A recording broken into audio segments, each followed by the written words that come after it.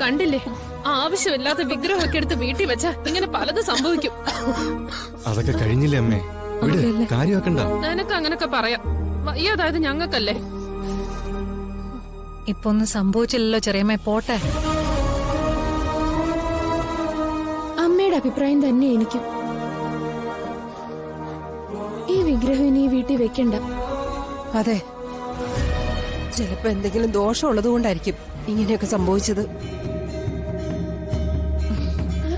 ആരും എടുത്തു ചാടി തീരുമാനമൊന്നും എടുക്കണ്ട. ക്ഷേത്രത്തിലെ തിരുമേനി നേരിട്ട് വന്ന ശേഷം നമുക്കൊരു തീരുമാനം എടുക്കാം.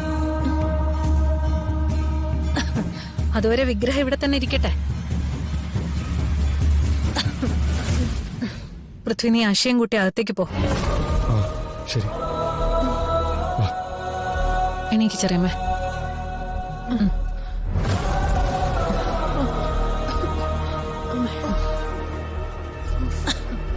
നല്ല തലവേദന, ഞാനൊന്ന് കിടക്കട്ടെ. ശരി ചേച്ചി.